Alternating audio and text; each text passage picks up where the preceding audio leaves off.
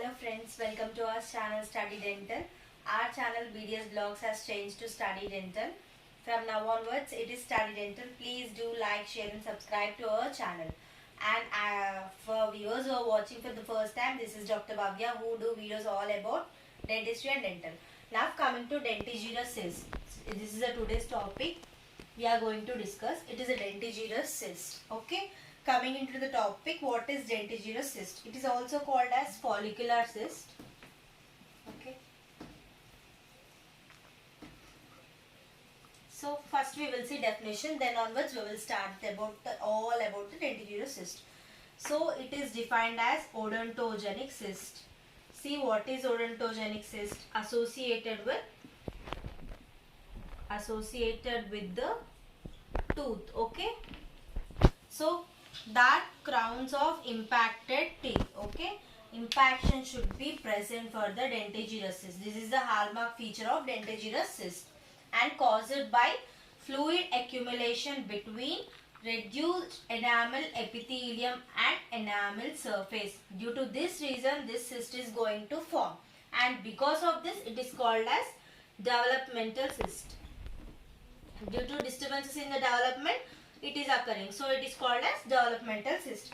Now resulting in cyst in which crown is located within the lumen. Cyst contains a cystic lining and inside a fluid will be present, that will be present in the lumen. Okay. Now coming to clinical features of dentigerous cyst. What are the clinical features? How it look like? See, first, presence of anything in the mouth make you look face asymmetry. So facial asymmetry will be present. Generally it is present in the posterior region and associated with impacted teeth. So if it is the mandible and this is the impacted teeth, it may be present like this. Okay. Due to the pressure of the fluid, the tooth displaces. So displaces towards the cortical bone side. So it may come like this and may go like this, and it may sometimes break the cortical bone of the mandible.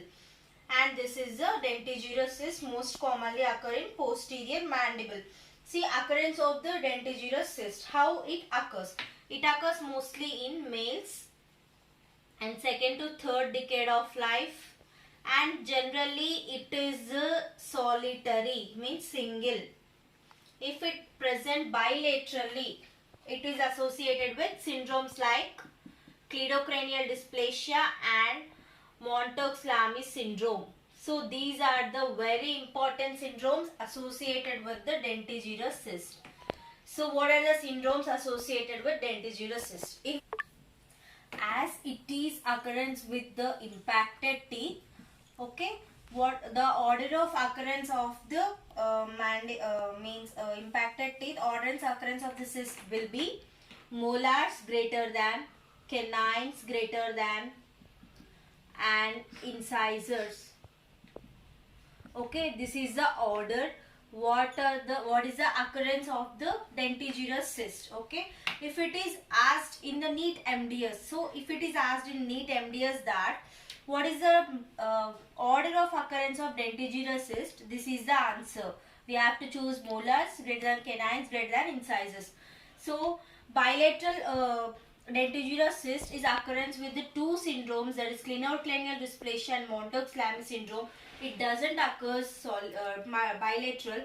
If it does occurs bilaterally, it is present with the associated with the syndromes.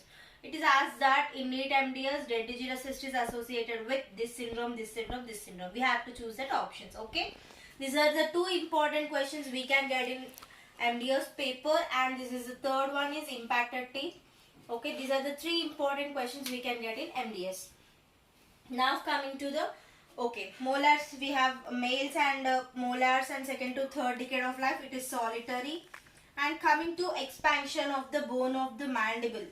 See, while the presence of cyst, okay, the expansion, if the cyst is like this, the expansion of the bone will be takes place. The cortical plates, all this will be takes place. Adjacent teeth will be present. No, that root resorption will be takes place. and the movement of expansion of the bone will be takes place, and it may be sometimes multilocular. All these situations will be present here. Coming to radiographic features, so this is the important thing, which is the only cyst having the radiographic classification.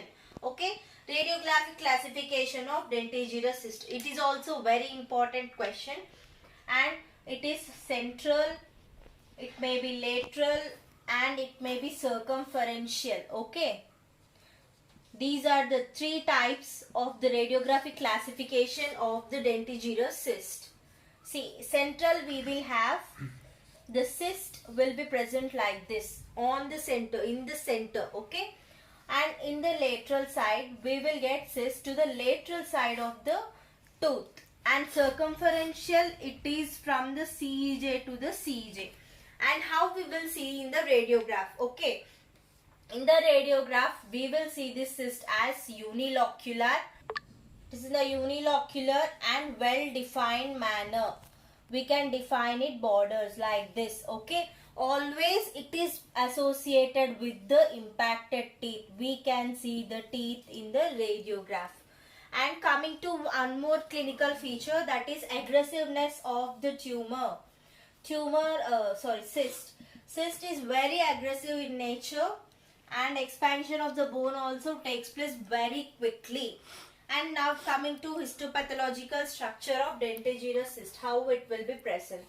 It is associated like this. If it is like this, small retipex will be present, and 2 to 3 layers of parakeratinized stratified squamous epithelium will be present.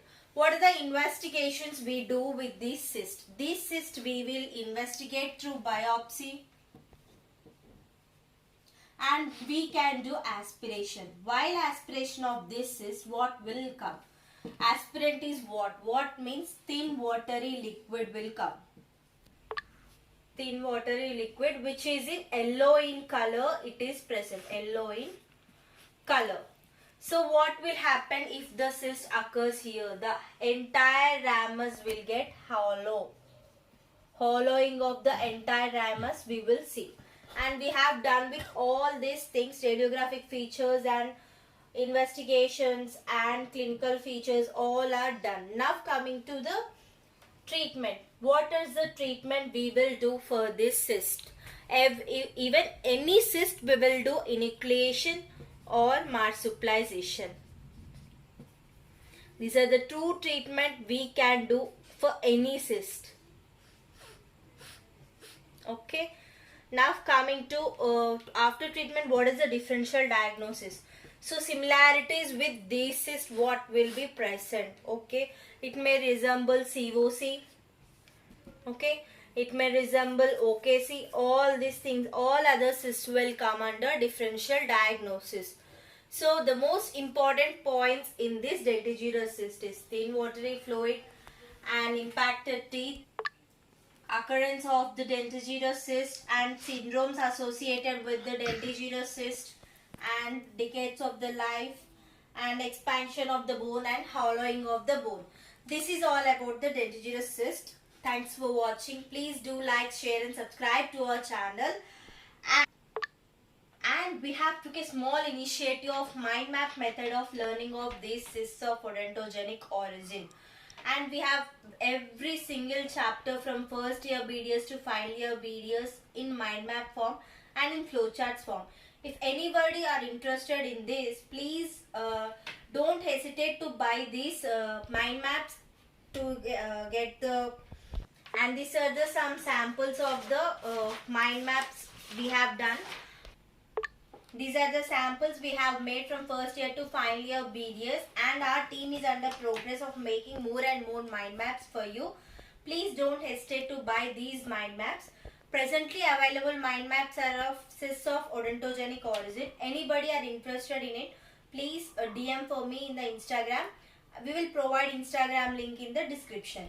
Thank you for watching. Please like, share and subscribe to the Study Dental.